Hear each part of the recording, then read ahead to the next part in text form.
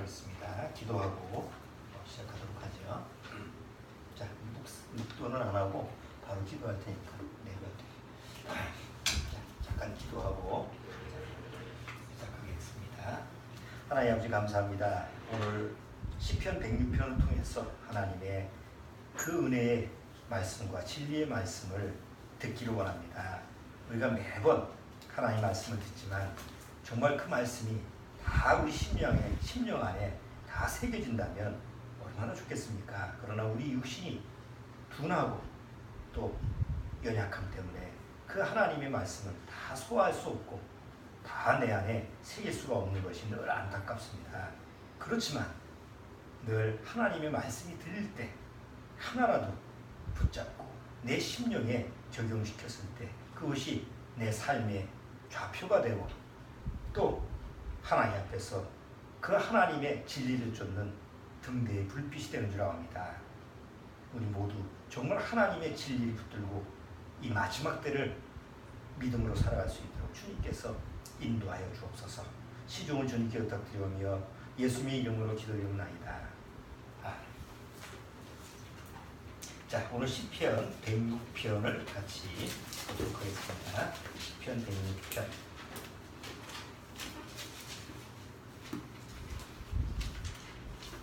자, 1절서부터 3절까지만 같이 읽어보죠. 할렐루야, 여호와께 감사하라. 그는 선하시며 그 인자하심이 영원합니다. 매일 능히 여호와의 등하신 사적을 전파하며 그 영예를 다 광고하고 공의를 지키는 자들과 항상 의를 행하는 자는 복이 있도다. 네, 뭐 아래 내용이 좀 길기 때문에 읽었는데 항상 시편 다음 주에 어디를 할 거를 미리 지금 여기서는 예상을 하고 있으니까 꼭 미리미리 읽어오시기 바랍니다. 자, 오늘 설교 제목은 반면교사라는 사자성어입니다. 주원이 반면교사라는 말 들어봤나? 한자 할 때 반면교사라고 하는 말 그게 좀 고급에 속한 사자성어라 뜻을 아직 몰라가지고. 뜻은 모르지. 근데 들어는 봤어? 들어도 못 봤어? 책에 사자성어 안 그래, 좀 어려운 말이지. 반면교사 사랑이는 아나? 아니요. 모르는 걸 아주 당연하듯이. 예? 자, 이 반면교사라고 하는 말 잘 들어는 봤는데 잘 모르죠. 이건 중국의 모택동이 처음 만든 말입니다. 그래서 그 혁명을 일으킬 때 사용한 말인데 이 말인즉슨 이제 스승인데 그 나쁜 것을 부정적인 거 악한 일 이런 그 나쁜 것을 가르치는 스승이라는 그런 뜻이에요. 반면교사라는 게 뭐 반자는 반대 반자죠. 그리고 면자는 얼굴 면자고 교사라고 하는 것은 이제 스승이라는 뜻인데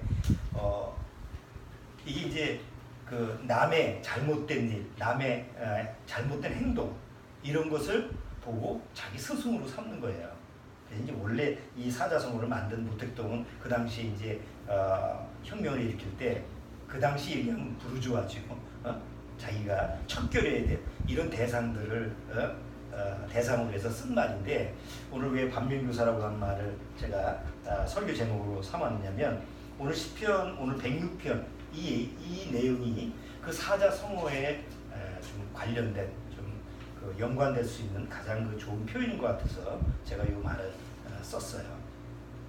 이 시편 기자는 시편 106편에 쭉 보면 자기들 조상에 대한 얘기를 쓰는데 보통 우리가 우리 조상 얘기할 때 나쁜 거를 이게 조상에 대한 얘기를 할 때 부정적이고 악한 일 이런 거를 주로 얘기합니까? 아니면 좋은 좀 이렇게 칭찬할 만하고 자랑할 만한 이런 얘기를 합니까? 부정적인 건 안 하죠. 그렇죠? 아무리 나라를 팔아먹는 이관용 후손이라 할지라도 우리 조상님이 나라 팔아먹었어 이걸 자랑하진 않아. 차라리 그런 거 숨기지. 자랑할 거 없으면 입을 다물고 있지. 굳이 그걸 떠벌릴 필요는 없잖아요.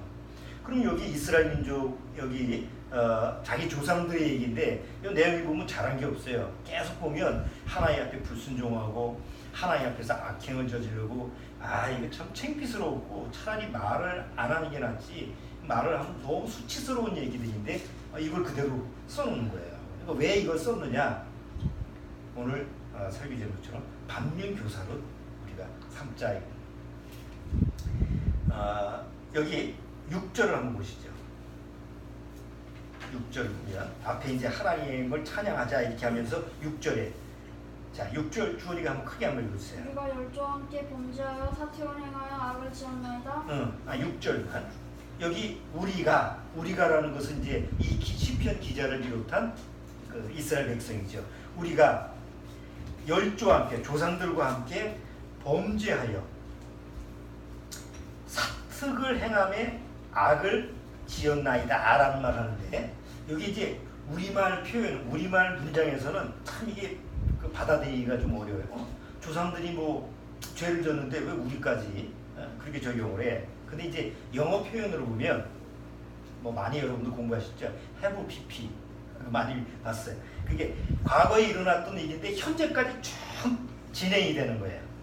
그러니까 과거에 어떤 사건이 벌어졌는데 그 사건이 그걸로 끝나는 게 아니고 나한테까지 지금 현재 사는 나한테까지도 계속 지금 이어져 내려오고 있다라는 거. 그러니까 영어 문장에서는 그게 잘 표현되는데 우리 문장에서 그런 게 없어요. 그러니까 조상 얘기를 왜 자기한테 연관시키고 있지? 조상은 조상의 죄 아니야. 근데 왜 조상들의 죄를 이렇게 영어 표현식으로 하는 건 우리가 조상들과 함께 지금까지 쭉 범죄했고 지금까지 사특을 행하고 지금까지 악을 지금 행하고 있습니다. 그러니까 조상들이 행하는 그 죄악이 자신하고 별개라는 얘기예요. 지금 자기하고 같이 연관되어 있다는 거예요. 여전히 자기하고 연관되어 있다는 거죠. 이게 성경을 보는 시각이 다른 점이에요. 구원을 받지 못하면 이런 시각으로 성경을 보지 못합니다. 근데 구원을 받으면 이런 시각으로 바뀝니다. 볼게요. 성경을 대개 볼 때 성경을 보는 사람이 내가 성경을 창세기서부터 쭉 요한계시록에 쭉 보면 이 성경의 얘기가 누구의 얘기죠? 보통 이제 기독교인들이 성경을 보는 관점, 시각. 성경을 딱 보고 있으면 아담과 하와 얘기. 그러면 누구 얘기예요? 아담과 하와. 아담과 하와의 얘기입니다.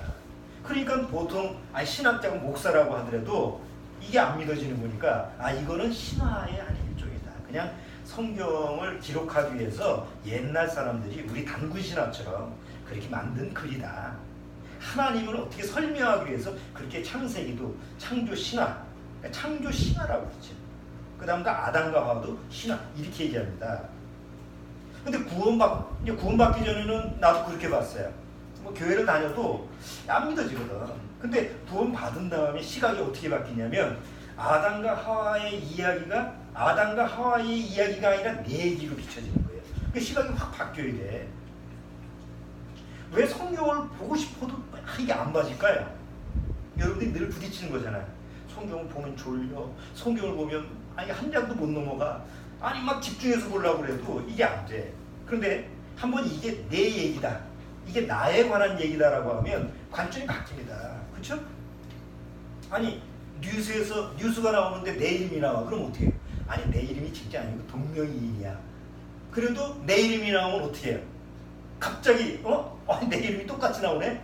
초점이 그거지. 나에 관한 이야기라고 한다면 사람이 금방 거기다가 집중을 할 수가 있어요. 성경도 똑같다는 거지. 아무리 성경을 읽으라고 해도 안 읽혀지는 것은 성경을 내 이야기로 읽지 못하기 때문에 그래요. 구원을 받아도 마찬가지예요. 그런데 내 이야기로 성경이 읽혀지게 되면 이게 자꾸 봐지게 되는 거예요. 관심이 있고 보고 싶고 하고. 가인과 아벨 얘기.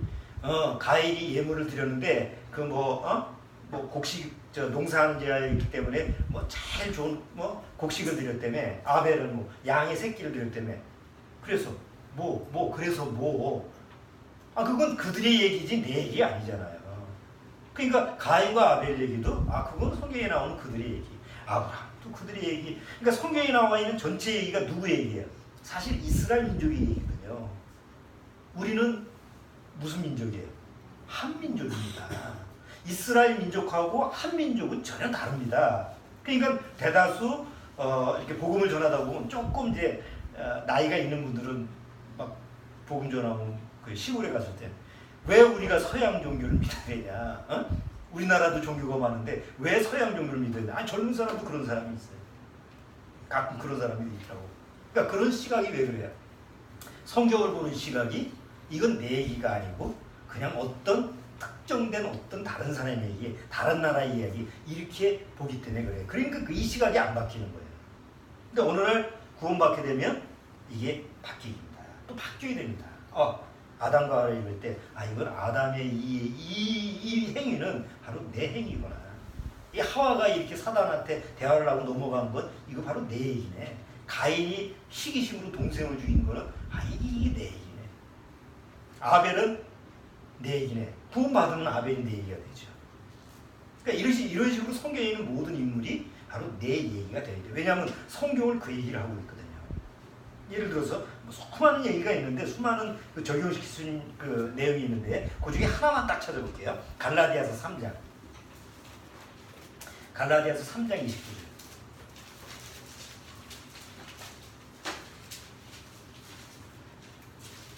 자, 갈라디아서 3장 29절.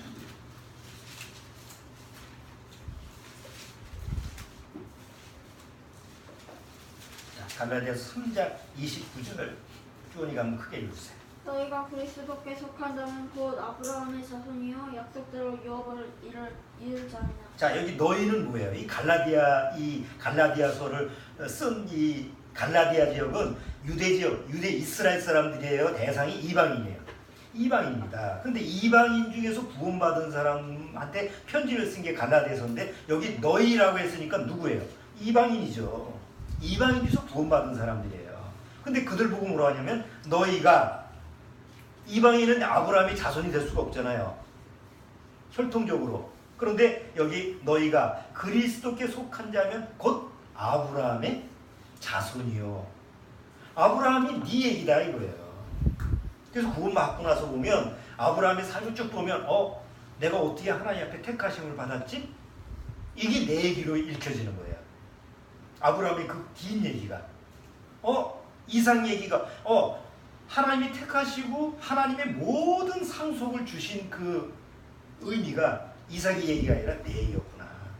그런데 야곱 얘기로 또 돌아오면 또 내 얘기가 되는 거예요. 왜? 하나님이 택하시고 상속을 주셨는데 그 많은 상속을 받았음에도 불구하고 나는 엉뚱한 데서 딴짓하고 앉아있고 또 뭐 허튼 짓 하고 있고 인생을 갖다가 그렇게 허비하는 모습을 보니까 야곱의 얘기가 내 얘기였구나. 그러니까 전혀 남 얘기로 안 들리는 거예요. 이렇게 성경이 읽혀지고 이렇게 성경이 봐지는 게 구원받은 이후의 시각이죠. 근데 구원을 받지 못하면 이 시각이 안 바뀌어요. 그러니까 맨날 성경을 연구하고 봐도 구원받은 사람처럼 자기 얘기가 안 들리는 거예요. 늘 남 얘기. 자, 남의 얘기는 책임이 있어요, 없어요? 없습니다. 그러니까 함부로 말하고 어제 그것이 알고 싶단가 이것이 알고 싶단가 PGA로 간 우리 얘기를 해서 한참 어이가 없어. 너무 어이가 없어. 아니 성경에 뭐라고?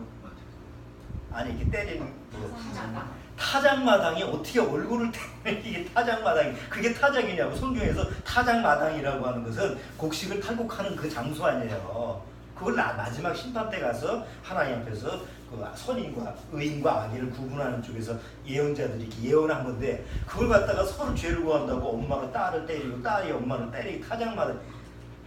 그건 정신병자 아니야 그거 목사가. 아니 목사는 그렇다 쳐고 거기가 앉아가지고 서로 따귀를 때리는 그 사람들은 또 뭐냐고. 그러니까 성경을 어떻게 보는 거예요? 이제 말이 안 나와요. 어떻게 설명할 수 없는 그런 어처구니 없는 일이 벌어지는 이유가 성경을 보는 관점이 항상 그런 관점이라니까. 내 얘기로 안 보여지니까. 자, 그래서 성경에 보면 전에 기록한 바는 이스라엘 민족한테 훈계로 보내주는구나. 이게 아니란 말이에요. 전에 기록한 바는 바로 너. 이 성경에는 너를 위해서 지금 기록한 거다. 사도 바울이 로마 교회, 이방인인 로마 사람들한테 편지를 쓸 때 그렇게 썼죠. 로마서 15장. 로마서 15장. 로마서 15장 4절. 로마서 15장 4절. 거기 읽어주세요. 무엇이든지 전에 기록한 바는 우리의 교훈을 위하여 기록된 것이니 우리로 하여금 인내를 따는 성격이 아니라 소망을 가지게 함이니라. 무엇이든지 전에 기록한 바는 여기 우리라는 말로 번역이 되어 있지만 실제로 뭐예요? 이 성경에는 누구예요? 나에 대해서 얘기하는 거예요. 고린도전서 10장. 자, 고린도전서 10장.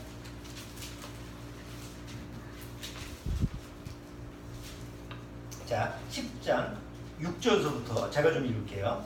조금 길어서 빨리 읽어야 되겠어요. 10절, 10장 6절. 자, 그런 일은 우리의 거울이 되어 우리로 하여금 저희가 악을 즐겨한 것 같이 즐겨하는 자가 되지 않게 하려니라. 저희 중에 어떤 이들과 같이 너희는 우상 숭배하는 자가 되지 말라. 기록된 바 백성이 앉아서 먹고 마시며 일어나서 뛰는다 함과 같으니라. 저희 중에 어떤 이들이 간음하다가 하루에 23,000명이 죽었으니 우리는 저희와 같이 간음하지 말자. 저희 중에 어떤 이들이 주를 시험하다가 뱀에게 멸망하였나니 우리는 저희와 같이 시험하지 말자. 저희 중에 어떤 이들이 원망하다가 멸망시키는 자에게 멸망하였나니 너희는 저희와 같이 원망하지 말라. 저에게 당한 이런 일이 거울이 되고 또한 말세를 만난 우리의 경계로 기록하였느니라. 이걸 읽으면서도 이건 이스라엘인조 같다는 얘기야. 지금 2000년 전에 사도 바울이 고린도 교회한테 얘기하니까 고린도 교회 사람들한테 한 얘기야. 이렇게만 듣고 있으면 아무 소용이 없다는 거지. 이 글을 읽으면서 2000년 전에 기록된 글이지만 뭐예요? 아까 얘기한 것처럼. 예? 아까 영어 문장식으로 어떻게 해요? 과거에 일어난 일이지만 나한테 현재까지 쭉 이루어져서 지금도 나한테까지 지금 적용되고 있는 거다라고 봐야 된다는 거지.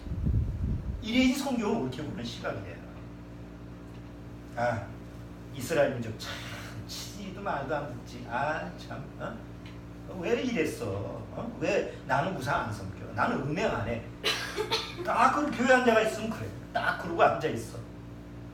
그러나 시편 106편 기자는 어떻게 쓰는 거예요? 우리 조상이 이런 죄를 범했음에도 불구하고 나도 역시 그런 죄인으로 살고 있습니다. 하나님 어떻게 했으면 좋겠습니까? 이 불쌍한 영. 이게 옳은 자세가 아니에요. 이게 성경을 보는 올바른 자세지. 자, 이제 시편 106편 들어가서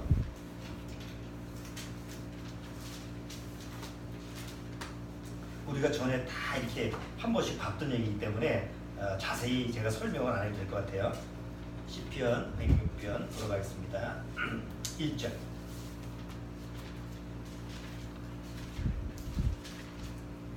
자, 1절부터 제가 읽으면서 설명을 할게요. 할렐루야 여호와께 감사하라. 그는 선하시며 그 인자하심이 영원하미로다.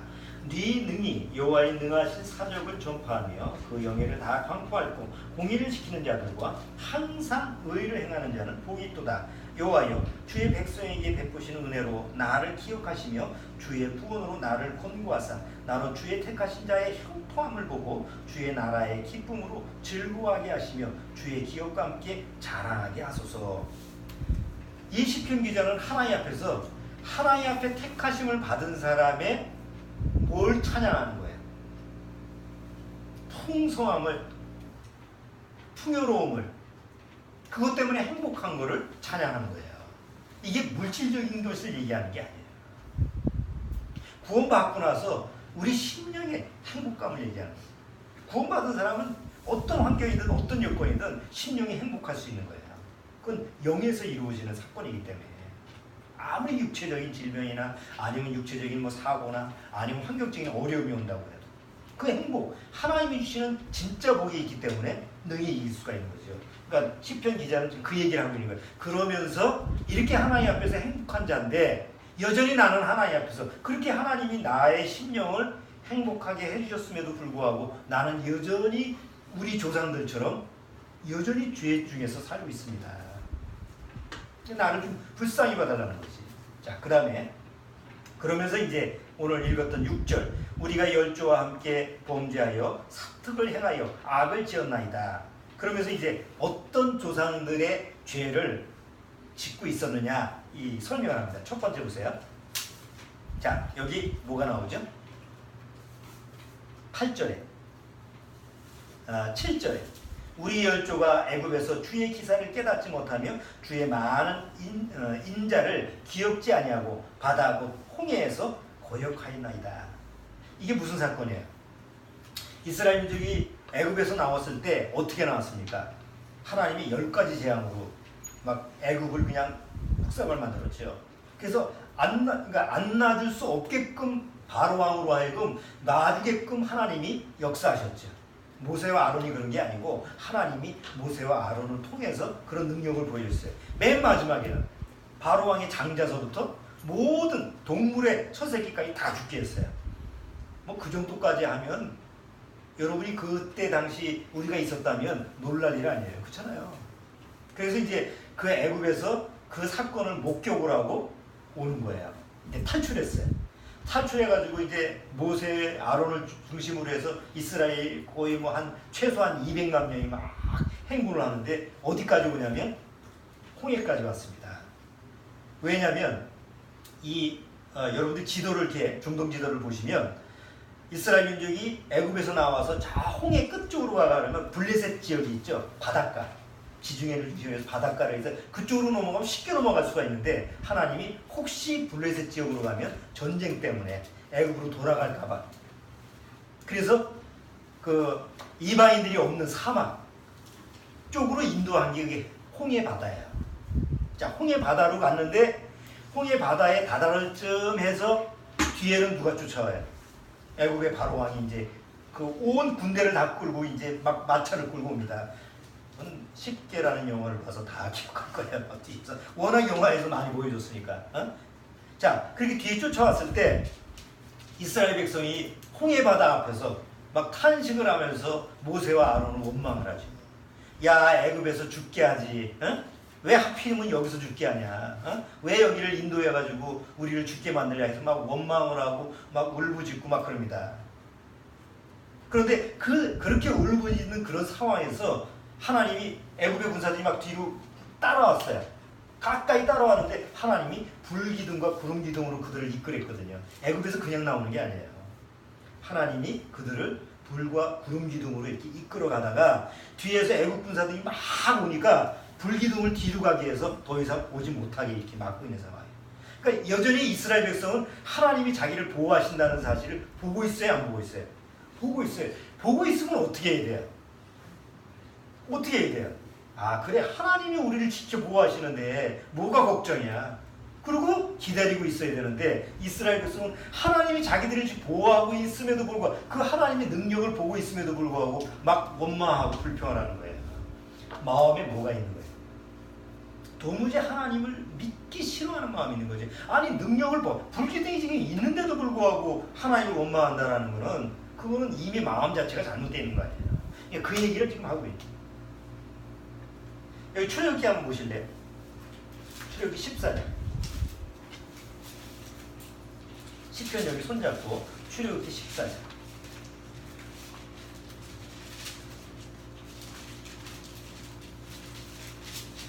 자, 출애굽기 14장.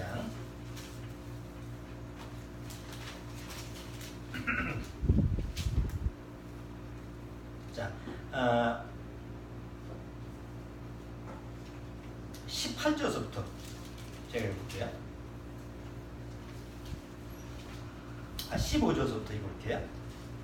여호와께서 모세에게 이르시되 너는 어찌하여 내게 부르짖느냐? 이스라엘 자손을 명하여 앞으로 나가게 하고 지팡이를 들고 손을 바다 위로 내밀어 그곳으로 갈라지게 하라. 이스라엘 자손이 바다 가운데 육지로 행하리라. 내가 애굽 사람들의 마음을 강팍게 할 것인즉 그들이 그 뒤를 따라 들어갈 것이라. 내가 바로와 그 모든 군대와 그 병거와 마병을 인하여 영광을 얻으리라. 내가 바로와 그 병거와 마병으로 인하여 영광을 얻을 때에야 애굽 사람들이 나를 여호와인 줄 아리라 하시더니 이스라엘 진 앞에 행하던 하나님의 사자가 옮겨 그 뒤로 행하며 구름 기둥도 앞에서 그 뒤로 옮겨 애굽 진과 이스라엘 진 사이에 이르러 서니 저편은 구름과 흑암이 있고 이편은 밤이 광명함으로 밤새도록 저편이 이편에 가까이 못하였더라.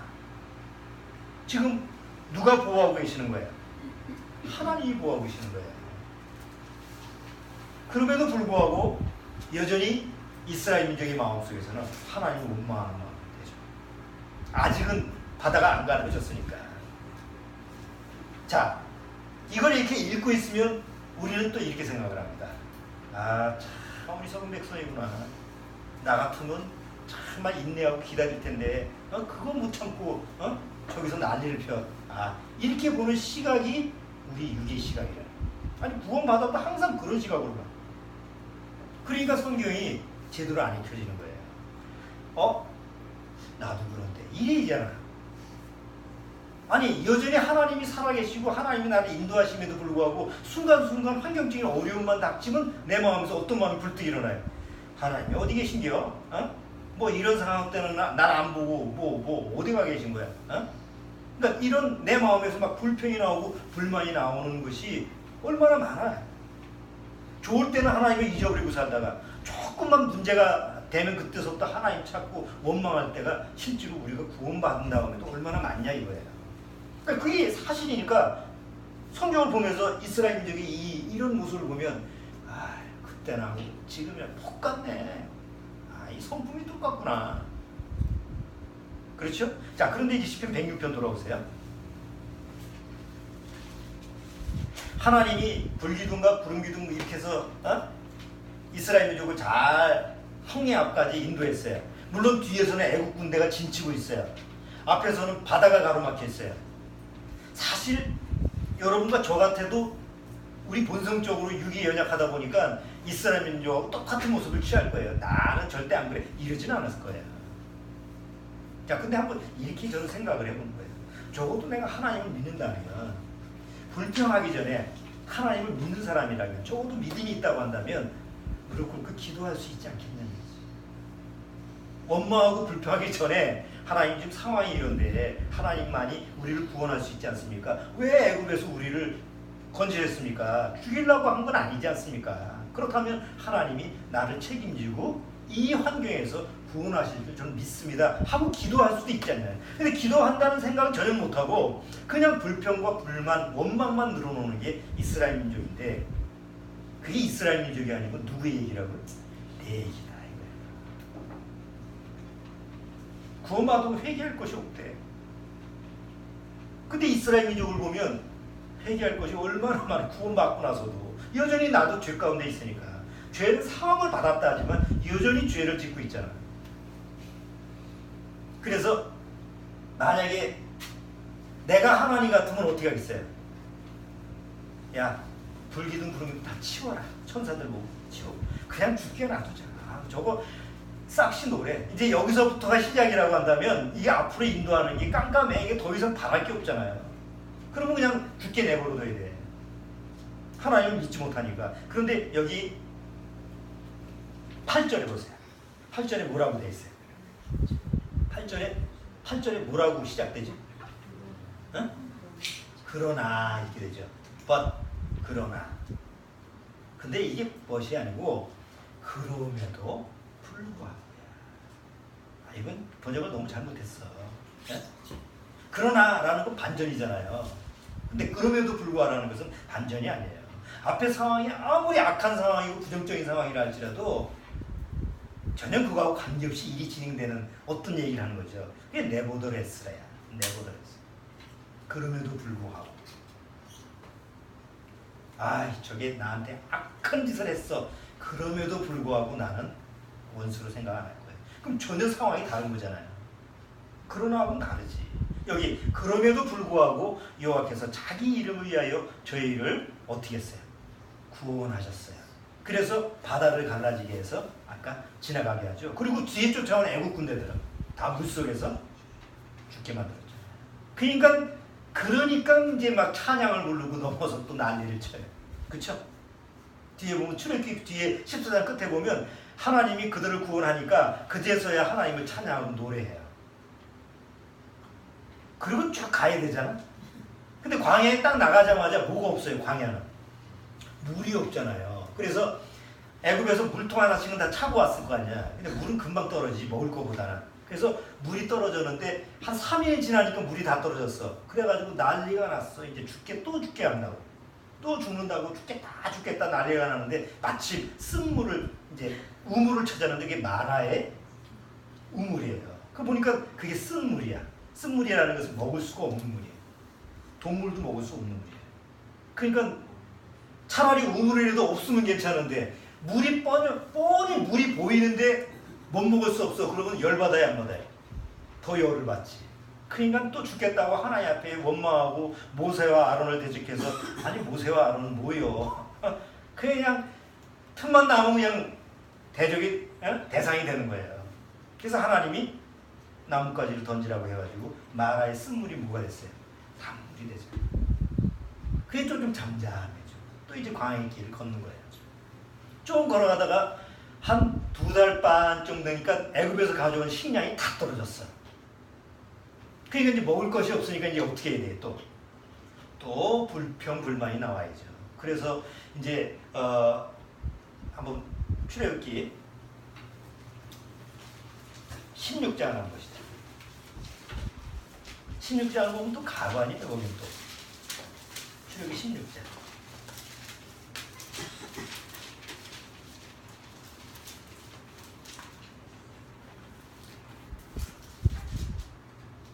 자, 16장 거기도 제가 빨리 읽어볼게요. 이스라엘 자손이 온 회중이 엘림에서 떠나 엘림과 시내산 사이 신광야에 이르니 애굽에서 나온 후 제2월 15일이라 2달 반 지금 2달 반 지난 거예요.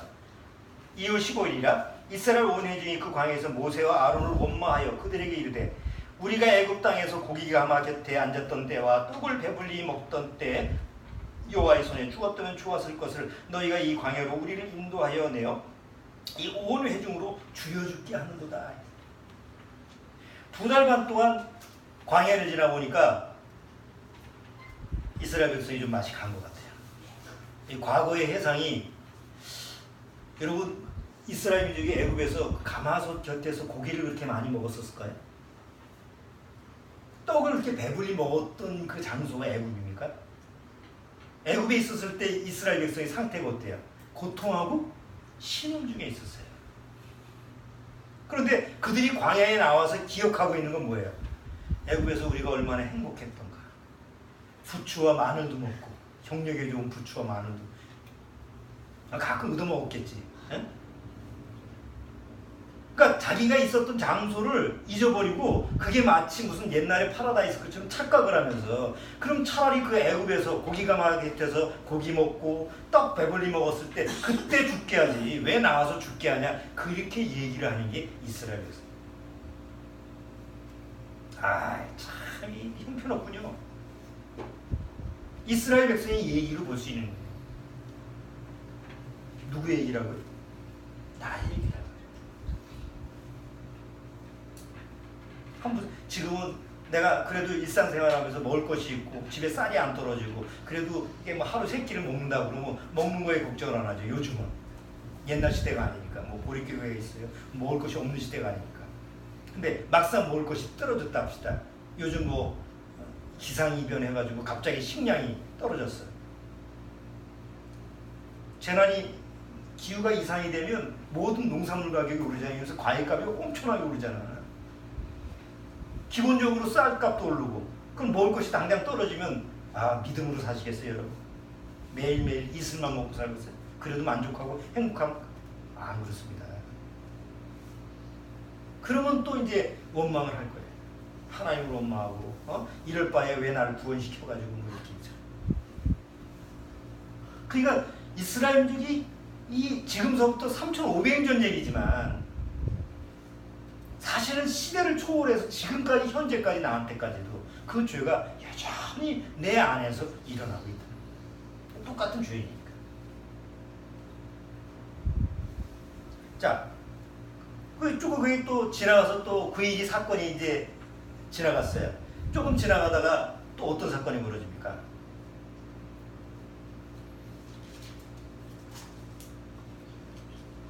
시내산에 가서 모세가 지난주에 있죠. 이스라엘 백성이 하나님 말씀을 다 지키겠다고 그러니까 하나님이 딱 입장을 바꿔서 그래 그러면 모세 보고 올라오라 그래서 시내산에서 40일 동안 율법과 제사 보여주죠. 40일이 지나도 안 내려오죠. 그러니까 이스라엘 백성이 아이고 큰일 났네 이거 우리 지도자가 없어졌네. 그러니까 지도자가 없어졌으니까 아론 보고 막 신을 만들라 이렇게 막 이스라엘 백성이, 그것도 이스라엘 백성이 아니에요. 지도자급들이 다 그러는 거예요. 그럼 지도자급이 그렇게 했을 때 나머지 이스라엘 백성은 뭐예요? 사람이 우매한 거예요. 목사가 하나 잘못 얘기하는데 그걸 받아들이고 서로 빵꾸레기 때리는 그 어처구니 없는 사건 하나가 한 사람으로 말미암아 이루어진 거 아니에요.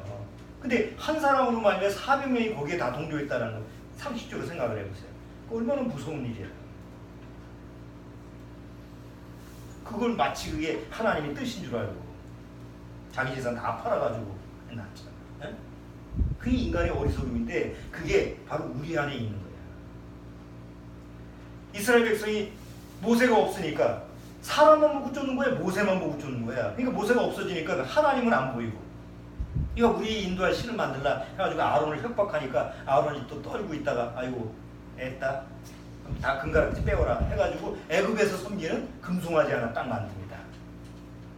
그러니까 그게 이제 우리의 신이다, 우리를 인도할 신이라고 법석을 떠고 춤을 추고 난리를 치죠. 하나님이 시내산에서 모세 보고 뭐라고? 모세는 모르지 그게 못 던져 버리죠. 야, 너 내려가야 쓰겠다 지금. 난리가 났다, 난리가 났다.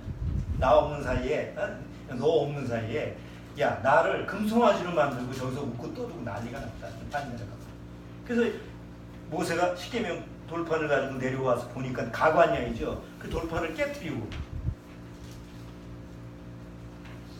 이스라엘 백성이 그거 우상 금송아지 섬기는 다 질책을 하죠. 결국 나중에서 다 죽게 만들잖아요.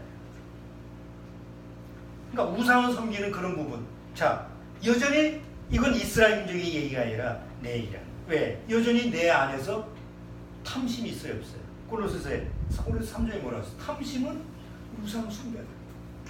여전히 내 안에 끊임없이 나오는, 구원받아도 여전히 내 안에서 어디서 나오는지 끊임없이 나오는 탐심이 있잖아. 탐심이 우상 숭배니까. 그건 내 얘기라는 거지. 좀 지나가다가 요 문제가 조금 이렇게 좀 아문다 생각하니까 조금 있다가 이제 고라의 일당들이, 고라와 다단, 아비람 이런 사람들이 나타나가지고, 아니 모세와 아론이 뭐 지들이 특별하다고 지도자 노릇에 우리 보니까 우리가 더 잘할 것 같은데 해서 교만한 마음을 품습니다. 한번 생각해 보세요. 이스라엘 민족을 인도했던 사람은 모세와 아론이에요, 하나님이에요? 모세와 아론이 아닙니다. 이스라엘 민족이 광야 길을 갈 때 항상 사흘길 앞서 행하는 분이 누구예요? 하나님입니다. 구름 기둥과 불 기둥으로 항상 앞으로 인도하는 건 하나님이지 모세와 아론이 아니었어요. 그리고 모세와 아론이 스스로 이스라엘 민족의 지도자 된 적이 있어요? 모세가 난 이스라엘 민족의 지도자가 될 거야 라고 한 적이 없어요. 아론도 마찬가지입니다. 누가 세운 거예요? 하나님이 세운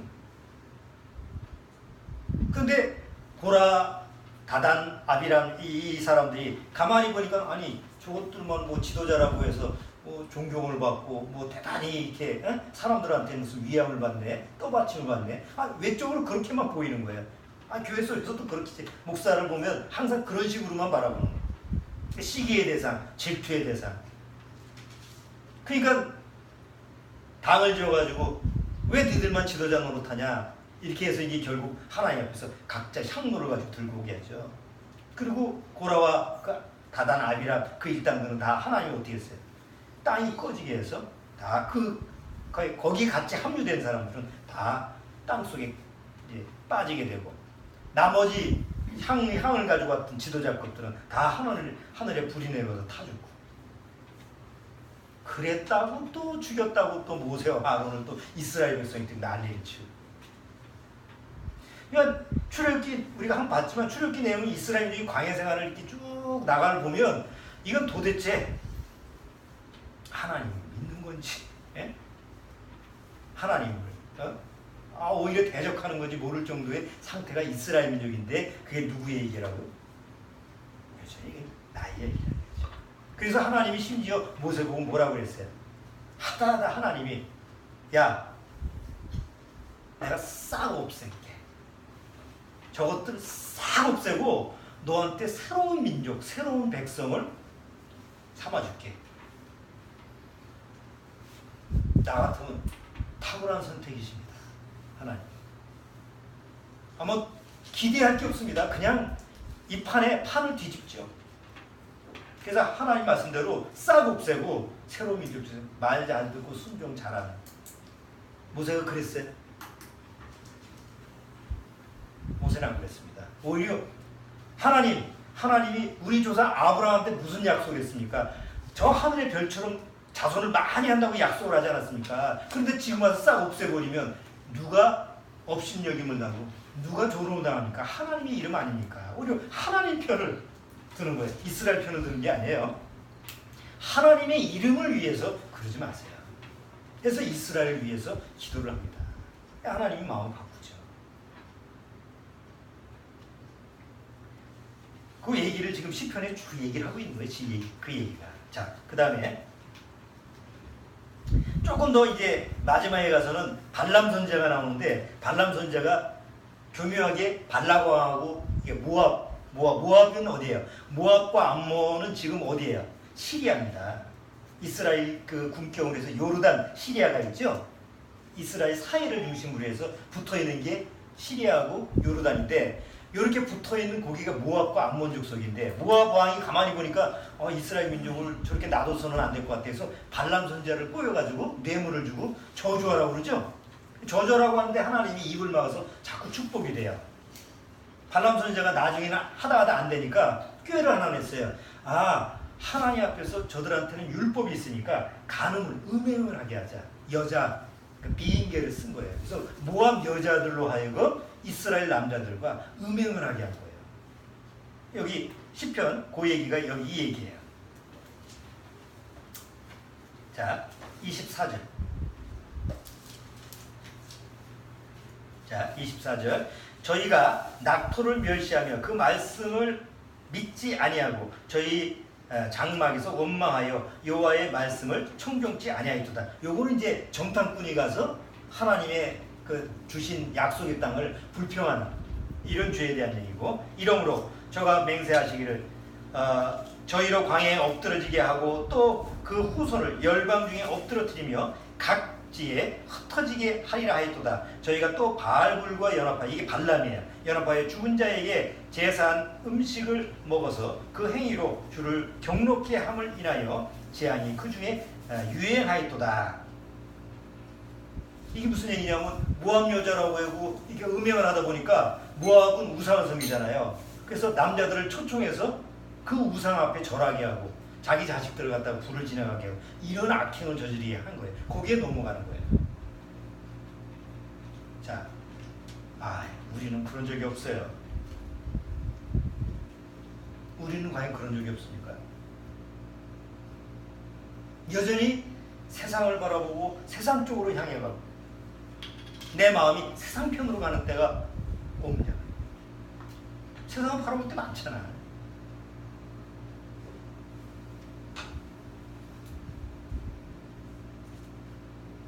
자, 그래서 이제 쭉 그 얘기를 쭉 하다가 결국 하나님 앞에서 43절 보세요. 43절. 여호와께서 여러 번 저희를 건지시나 저희가 피로 뭐죠? 꾀로. 이제 보이지도 않네. 꾀로 거역하며 자기 죄악으로 인하여 낮아짐을 당하였도다. 여러 번 구하셨음에도 불구하고 여전히 그들은 죄악으로 살아가는 거예요. 자, 근데 그 뒤에 뭐라고 돼 있어요? 44절에 이게 뭘까요? 그러나가 아니고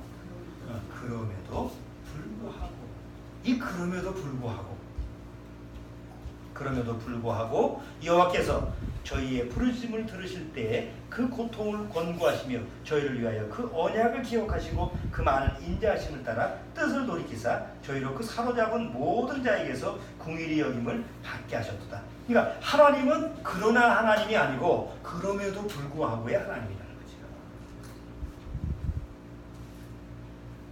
자, 여러분들한테 한번 물어보겠습니다. 여러분은 하나님을 좋아하십니까? 하나님을 사랑하십니까? 여러분은 하나님을 좋아하는 것 같아요? 사랑하는 것 같아요? 대부분의 크리스찬들이 하나님을 좋아합니다. 그런데 그것을 자꾸 사랑한다고 착각을 합니다. 꼭 부부관계에 똑같아요. 남편과 아내가 남편이 아내를 자기는 사랑한다고 생각합니다. 그런데 굉장히 자세히 살펴보면 좋아하는 거지 사랑하는 건 아닙니다. 아이고, 그게 그거지. 좋아하면 사랑하는 거 아니에요? 아닙니다. 좋아하는 거하고 사랑하는 거는 다릅니다. 누가 그걸 써놨더라고. 좋아하는 거와 사랑하는 거라는 걸 써놨는데 잘 표현했어요. 여기. 그래서 하나님과 연관시켜 볼게요. 좋아하는 것은 그 사람으로 인해 내가 행복해지기를 원하는 것이고, 사랑하는 것은 나로 인하여 그 사람이 행복하기를 원하는 거예요. 좋아하는 건 그 사람 때문에 내가 행복하기를 원하는 거예요. 그럼 대개는 사랑과 사랑관계 속에서 그게 부모 자식이든 부부관계든 내가 누구를 좋아해? 나는 엄마 아빠를 좋아해. 왜? 엄마 아빠 때문에 누가 행복하니까? 내가 행복하니까 엄마 아빠를 좋아하는 거예요. 그래서 사랑하려면 어떻게 해야 돼? 바로 나 때문에 엄마 아빠가 행복해야 돼. 그렇게 반대로 생각해야 되는데 되게 그렇게 생각하는 사람 없잖아. 그런 자식은 없잖아. 부부지간에도 뭐예요? 아, 저 사람 때문에, 저 아내 때문에, 내 남편 때문에 나는 행복해요. 그건 좋아하는 거야. 근데 저 사람을 행복하기 위해서 내가 어떻게 행복하게 해줄까? 그렇게 생각하면 사랑이야. 근데 그게 쉽지가 않아. 지가 뭘 해준 게 뭐 있다고. 그래서 이 손익계산서가 자꾸 나오게 되는 거예요. 그러니까 좋아한다라고 하는 개념에서는 그 감정적인 느낌이에요. 유명한 신부님이 그렇게 표현을 했어.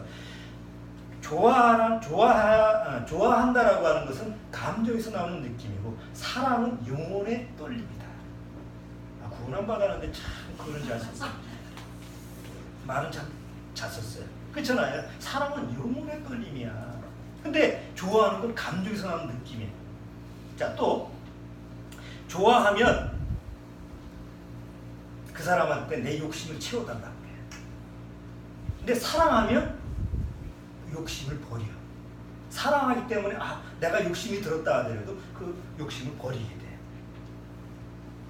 좋아하면 항상 그 사람을 내 옆자리에 태우고 싶어 해. 좋아하는 사람 옆자리에 태우잖아. 너 절로 가. 그잖아. 사랑하면 내 자리를 넘겨줘.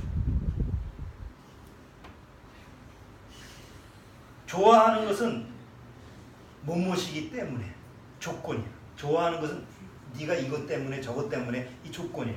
근데 사랑하는 것은 그럼에도 불구하고, 아까 시편 106편에 항상 뭐가 나오죠? 계속 죄가 반복되는데도 하나님은 그럼에도 불구하고 이게 사랑이에요. 좋아해라는 말을 들으면 어떤 현상이 나? 좋아해 하는 말을 들으면 가슴이 설레. 누가 날 좋아한다고 그러면 가슴이 설레. 사랑해라는 말을 들으면 눈물이 나. 좋아해하고 사랑이 달라. 그렇잖아. 예? 자, 좋아하는 것은 그 사람의 장점 때문에 좋아하는 거예요. 사랑이라는 것은 그 사람의 단점도 다 포용할 수 있는. 자, 이거를 하나님께서 한번 생각해 보세요. 하나님을 하나님을 좋아하면 하나님 때문에 내가 행복하기 때문에 그래요. 근데 하나님을 사랑하면 내가 하나님을 행복하게 해야지. 내가 어떻게 하면 하나님이 행복할 수 있지? 그렇지. 거룩하면 하나님이 행복할 수 있구나. 내가 의로우면 하나님이 행복할 수 있구나. 내가 하나님의 말씀에 순종하면 하나님이 행복할 수 있구나. 이게 사랑하면 하나님을 사랑하는 사람은 이해돼요. 그죠? 근데 대다수 크리스찬들은 하나님 때문에 내가 좋아. 하나님이 나를 축복하니까 좋고, 하나님이 나를 이렇게 하니까 좋고, 저렇게 하니까 축복 주니까 좋고, 병 낫게 해주니까 좋고, 다 하나님이 모시기 때문에 좋은 거예요. 그러다가 안 좋으면 그럼 싫어지는 거지. 그럼 멀리야. 내가 하나님을 좋아하면 하나님이 하나님한테 내 욕심을 채워달라고 그래. 그래서 달라고 그러는 거 아니야. 그것도 육적인 거예요. 근데 내가 하나님을 사랑하면 내가 원하는 것이 있어도 뭐예요? 이건 내 욕심이지 하고 욕심을 절제하고 버리게 되는 거예요. 그리고 하나님께 기도를 하는 거예요. 하나님, 정말 나 하나님 사랑하니까 내 욕심을 버리게 좀 해주세요. 나는 안 되니까. 또 하나님이 항상 나와 함께 가기를 원해. 크리스찬들의 모든 공통적인 소원이 뭐예요? 주님이 나와 함께 같이 걷고 주님이 나와 함께 항상 하기를 원해. 좋아하는 사람들이, 하나님을 좋아하는 크리스찬들은 다 하나님, 주님이 나와 함께 하기를 원해요. 그런데 하나님을 사랑하는 크리스찬은 내 자리에 하나님이 계시기를 원해요. 하나님, 내 자리에 들어오세요. 좋아하는 사람은 아니 나하고 같이 걸어요. 내 자리만은 침해하지 마세요. 만약에 내 자리에 들어오면 나 싫어할 거야. 미워할 거야. 그렇죠? 세상에서도.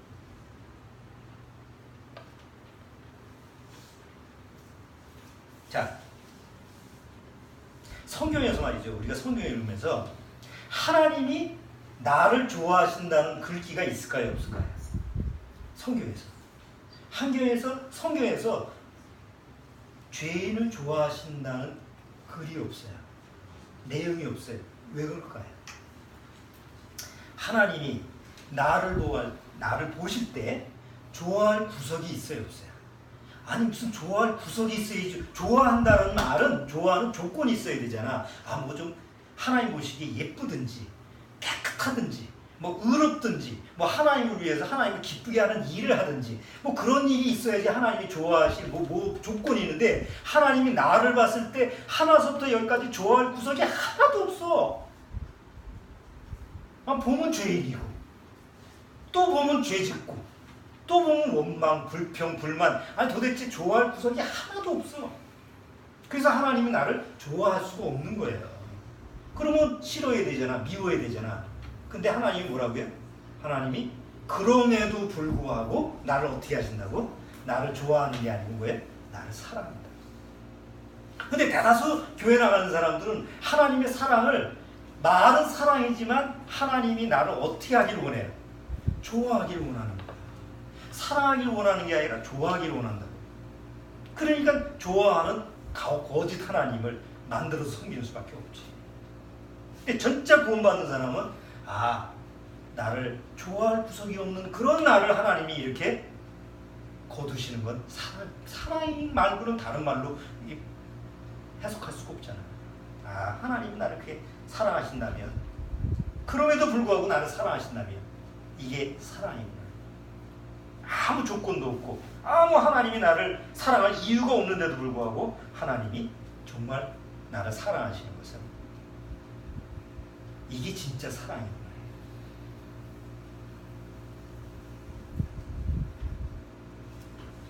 자, 그래서 이제 결론적으로 하나님이 나를 그럼에도 불구하고 죄인인 나를 이렇게 사랑하셨다면 나도 하나님을 어떻게 해야 돼요?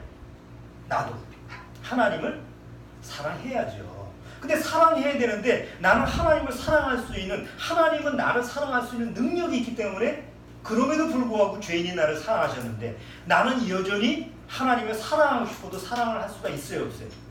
없어요. 대다수 크리스천들이 나는 하나님 사랑합니다, 노래하고 찬송 부르고 다 거짓말. 우리는 하나님을 사랑할 수 있는 능력이 없어요. 그래서 성경에는 뭐라고 되어 있냐면 사랑을 주고받는 관계가 아니에요. 하나님은 나를 사랑하실 수 있는 유일한 사랑이 하나님이야. 그럼에도 불구하고 나는 하나님을 사랑할 수가 없어. 그럼에도 불구하고 나는 하나님의 사랑을 입었다고 나와요, 성경. 네? 사랑을 할 수 있는 무슨 능력이 있는 자가 된 게 아니라 나는 하나님의 사랑을 어떻게 했다고? 입었어. 옷 입듯이 사랑을 입었다고. 보세요. 에베소서 5장. 에베소서 5장. 자, 에베소서 5장 1절. 주원이가 한번 읽어주세요. 그러므로 사랑을 입은 자녀같이 너희는 하나님을 본받는 자가 되고. 자, 뭘 입었어? 에? 너희는 하나님의 사랑을 받았다. 이런 표현도 있어요. 하나님의 사랑을 얻었다. 이런 표현도 있어요. 그런데 여기 에베소서에는 너희는 사랑을 뭘 했어요? 하나님의 사랑을 입었어. 입었다라는 건 뭐예요? 옷을 입듯이 입은 거야. 나 죄인이라는 이 죄덩어리 위에다가 하나님의 사랑을 입혔어. 그러니까 그 사랑을 나는 입은 거지. 그쵸? 내가 무슨 사랑을 만드는 자가 아니라는 거예요. 그러니까 항상 하나님 앞에서는 무슨 옷을 입고 있어야 돼? 하나님이 입혀준 무슨 옷을 입고 있어야 돼? 사랑의 옷을 입고 있어야지. 그렇잖아? 구원받고 이거 너무 걸리적거리는데요. 너무 불편해요. 난 별로 저 사람 사랑하고 싶지 않아요. 해서 옷 벗어놓고 나서 그냥 죄인의 상태로 이렇게 나간다고 한다면 도대체 하나님의 사랑이 보일 수가 없어요. 내가 구원받고 하나님의 사랑의 옷을 입혔다면 하나님이 그 입은 사랑의 옷으로 살아야 된다. 하나만 더 볼까요? 로마서 11장. 로마서 11장 28절.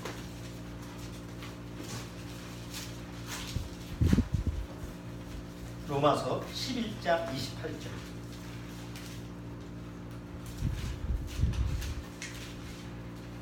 자, 11장 28절 같이 읽어보죠. 복음으로 하면 저희가 너희를 인하여 원수된 자여 택하심으로 하면 조상들을 인하여 사랑을 뭐한 자라? 입은 자라. 그러니까 구원받았다라는 건 뭘 입었어요? 사랑을 입은 자라. 사랑을 입었다라는 건 사랑이라고 하는 것은 그러니까 좋다라고 하는 이 감정은요. 좋다라고 하는 감정은 그냥 감정이에요. 느낌이에요. 거기서 좋다라고 하는 거에 대해서는 책임을 질 필요가 없어. 그렇죠? 내가 누굴 좋아해. 그럼 책임질 필요는 없잖아. 좋다니까. 그리고 보호할 필요가 있어요? 없어요? 없어요. 자, 고양이는 뭘 좋아해요? 고양이는 쥐를 좋아해요. 그렇죠? 고양이가 쥐를 사랑하면 책임을 지고 보호를 하고, 그렇죠? 그럼 잡아먹으면 안 돼. 근데 고양이가 쥐를 좋아하면서 잡아먹는 이유는 뭐예요? 좋아하기 때문에 그래. 가지고 놀다가 잡아먹잖아. 그것처럼 우리가 이 세상을 좋아하는 거예요. 사랑하는 게 아니라고. 근데 그걸 자꾸 사랑이라고 착각을 하는 거야. 거짓된 사랑이지. 잡아먹으려고 하는 거니까. 그쵸? 남자가 여자를 좋아해. 여자가 남자를 좋아해. 좋아해. 뭘 잡아먹으려고. 조금 속된 표현이지만 비유적으로. 근데 하나님이 나를 좋아한다면 잡아먹는 거잖아요. 근데 하나님은 나를 좋아하는 게 아니라 잡아먹을 수 없어. 너무 역겨워서. 하나님은 나를 사랑을 하셨다. 그런데 그 사랑을 하셨는데 여전히 더러워서 하나님 앞에 가까이 갈 수가 없으니까 누구를 보내신 거예요? 죄 없는 예수님 보내서 십자가에서 나를 깨끗하게 해놓고, 그리고 너는 내 사랑을 입은 자다 라고 하고 이제 하나님의 책임과 보호와 약속을 가지고 살게 한다는 거죠. 그래서 우리는 뭘 가지고 있는 거예요? 죄인임에도 불구하고 하나님의 사랑의 언약. 지난주에 있잖아. 사랑의 언약은 아담과 하와 때 한 그 약속이죠. 가죽옷에 대한 약속. 아브라함한테 한 약속. 이스라엘 민족한테 한 약속. 이제 예수님이 우리한테 해준 약속이 이제 내 안에 말씀으로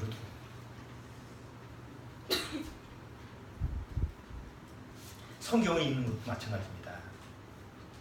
매주마다 성경을 읽어라 해도 안 읽잖아. 그건 성경을 좋아해서. 성경을 좋아하는 사람은 항상 성경을 귀하게 여깁니다. 그래서 잘 보존합니다. 근데 성경을 사랑하는 사람은 닳도록 읽게 됩니다. 그래서 성경책이 깨끗하면 문제가 많아요. 성경을 사랑해야 돼. 성경을 좋아하는 사람은 좋아할수록 성경이 깨끗합니다. 일반교회 목사님들 성경책 보세요. 얼마나 깨끗한지 몰라요. 성경을 너무 좋아해서. 근데 정말 구원받은 사람은 성경이 낡아지고 헤어진다. 왜? 사랑해서. 내 얘기니까 안 읽을 수가 없잖아.